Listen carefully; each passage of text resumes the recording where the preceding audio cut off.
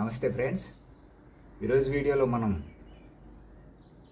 ధ్యానం ప్రాణాయామం చేస్తే ఆరోగ్యం వస్తుందా? ఖచ్చితంగా వస్తుందండి. ఇందులో ఎలాంటి అనుమానమే లేదు. మనం చేయకపోవడమే ఆలస్యం. ప్రాణాయామం ధ్యానం చేస్తే అద్భుతమైన ఆరోగ్యంతో పాటుగా ఆత్మస్థితి కూడా కలుగుతుందని మనం ఇంతకుముందు చాలా వీడియోలో చెప్పుకున్నాం. చూడండి ఫ్రెండ్స్,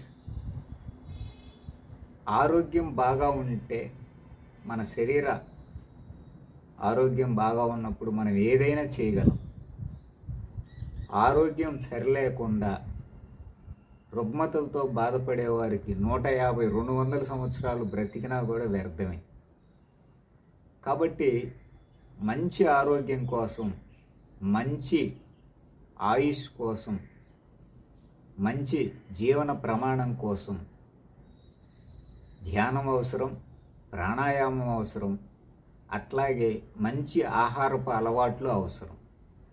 శాకాహారాన్ని తీసుకోవాలి, మితంగా తినాలి, శరీరానికి కావలసినటువంటి ప్రాణాయామాన్ని, ప్రాణశక్తిని గ్రహించేటటువంటి ఆధ్యాత్మిక మార్గంలో మనం పయనించాలి. ఇవేవి చేయకుండా మాకు ఆరోగ్యం కావాలి, ఆనందం కావాలి అంటే కుదరదు. ఒకటి మనకి కావాలి అంటే ఒకటి మనం ఖర్చు పెట్టాలి. ఉదాహరణకు మనకు ఒక పండు కావాలి, ఊరికే వస్తుందా? రాదు. ధనం కేటాయిస్తే పండు వస్తుంది. సమయాన్ని ఖర్చు పెడితే ఆరోగ్యం వస్తుంది. యోగా చేయండి, ప్రాణాయామం చేయండి, ధ్యానం చేయండి. మీకు ఇంకా టైం దొరికితే నడక, వాకింగ్ చేయండి. ఇవన్నీ మన ఆరోగ్యాన్ని కాపాడేటటువంటి అద్భుతమైనటువంటి వ్యాయామాలు.